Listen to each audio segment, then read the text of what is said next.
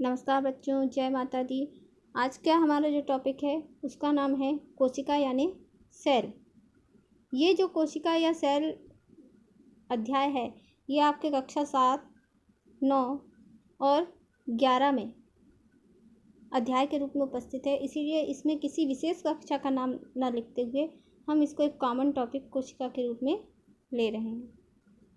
जैसा कि हम सभी जानते हैं कि विज्ञान को मुख्य रूप से 3 शाखाओं में बांटा गया है।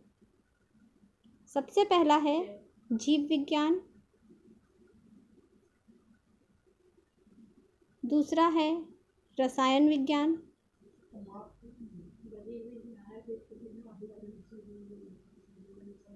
और तीसरा है भौतिक।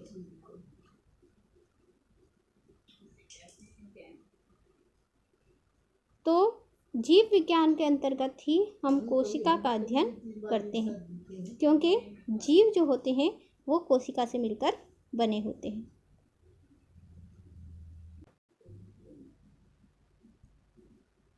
यहाँ देखिए, जिस प्रकार कोई दीवार ईंटों से मिलकर बनी होती है। अगर आपसे कोई पूछे कि हमको एक दीवार का निर्माण करना है तो हमारे लिए सबसे आवश्यक सामग्री क्या होगी, तो यहाँ पर आप देखिए बहुत सारी ईंटों को जोड़ने से एक जो है दीवार का निर्माण हो रहा है। तो जिस प्रकार कोई दीवार ईंटों से मिलकर बनी होती है, उसी प्रकार किसी पेड़ पौधे अथवा किसी जीव जंतु का जो शरीर होता है, किसी पेड़ पौधे और जीव जंतु का जो शरीर होता है वह भी कोशिकाओं से मिलकर बना होता है।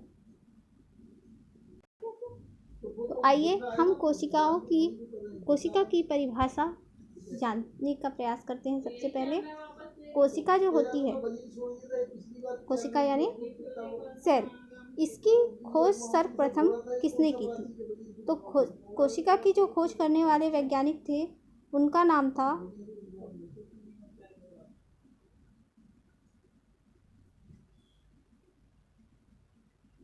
सर्वप्रथम कोशिका की खोज करने वाले वैज्ञानिक का नाम था रॉबर्ट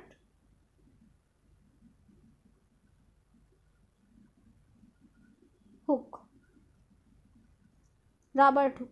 इन्होंने सर्वप्रथम कार्क की पतली काट पर कोशिका को देखा था।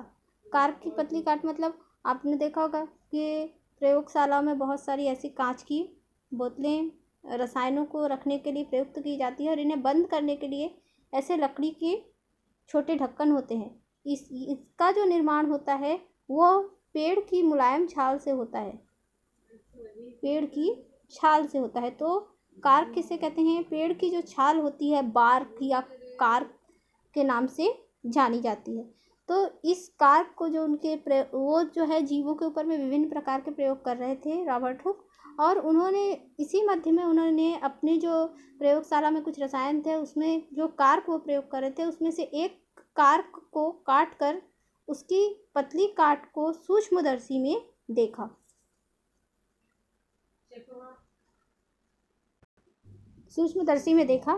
सूक्ष्मदर्शी आप सभी जानते होंगे, ऐसी सूक्ष्म वस्तुएं जिनको हम अपनी सामान्य आँखों से नहीं देख सकते, उनको देखने के लिए सूक्ष्मदर्शी का प्रयोग किया जाता है। सूक्ष्मदर्शी के 3 प्रकार होते हैं। सूक्ष्मदर्शी के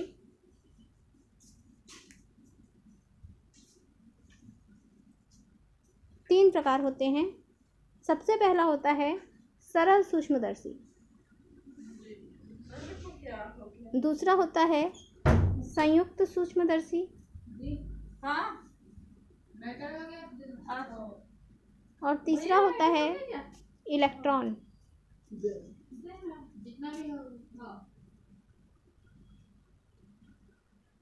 सूक्ष्मदर्शी।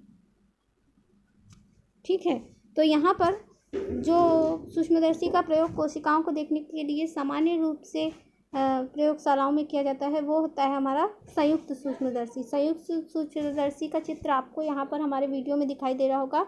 यहाँ नीचे में एक बेस होता है त्रिकोणा या घोड़े की नाल के आकार का, उसके ऊपर में एक भुजा लगी होती है। इस भुजा के सहारे एक चौकोन मंच होता है जिसके ऊपर हम जो स्लाइड बनाते हैं वह स्लाइड को रखकर और नेत्रिका और अभिदृश्यक लेंस की सहायता से देख सकते हैं। इसका नाम संयुक्त सूक्ष्मदर्शी इसलिए पड़ा है क्योंकि इसमें नेत्रिका लेंस और अभिदृश्यक लेंस, दो लेंस यहाँ पर उपस्थित होते हैं। इनके संयोजन से यह सूक्ष्मदर्शी कार्य करता है, इसीलिए इसे संयुक्त सूक्ष्मदर्शी कहते हैं। आइए एक बार संयुक्त सूक्ष्मदर्शी के विभिन्न भागों को देख लेते हैं। संयुक्त सूक्ष्मदर्शी में आधार होता है घोड़े की नल के आकार का।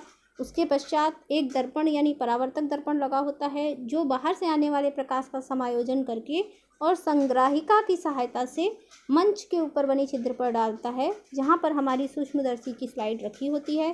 सूक्ष्मदर्शी की स्लाइड को स्थिर रखने के लिए एक जोड़ी क्लिप मंच के ऊपर उपस्थित होती है।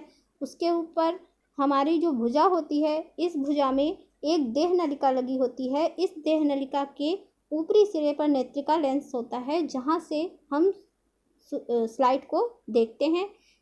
इसके नीचे सिर पर एक चक्री होती है, उसमें विभिन्न आवृत्ति के अभिदृश्यक लेंस लगे होते हैं और दो प्रकार के समायोजक पेच यहाँ पर उपस्थित होते हैं, एक सूक्ष्म समायोजन का और एक प्रारंभिक समायोजन का। तो ये हमारे एक संयुक्त सूक्ष्मदर्शी का चित्र है, जिसको आप प्रयोगशाला में जाकर प्रयोग करते समय इसके विभिन्न जो भाग हैं उनको याद रख के इसका चित्र बनाने में और भागों का प्रयोग करने में आपको सहायता प्राप्त हो सकती है। तो इस संयुक्त सूक्ष्मदर्शी की सहायता से जब कार की पतली काट को उन्होंने रॉबर्ट हुक ने देखा, तो उनको वहाँ पर कुछ ऐसी डब्बे जैसी संरचनाएं या कहें तो मधुमक्खी के छत्ते के समान संरचनाएं वहाँ पर उनको दिखाई दी। और क्योंकि यह छोटे छोटे कोष्ठ यानी इनको इंग्लिश में कहते हैं सेल, कोष्ठों या सेल के समान दिखाई दे रही थी। सेल का अर्थ होता है छोटा कमरा, इसीलिए कोशिका को सेल नाम भी दिया गया है।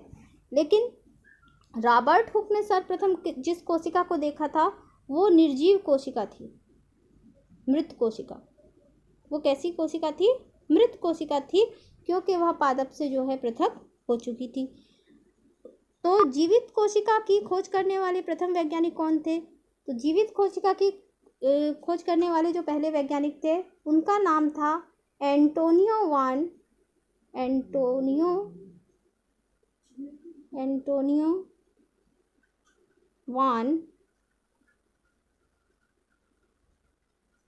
ल्यूवेनहॉक।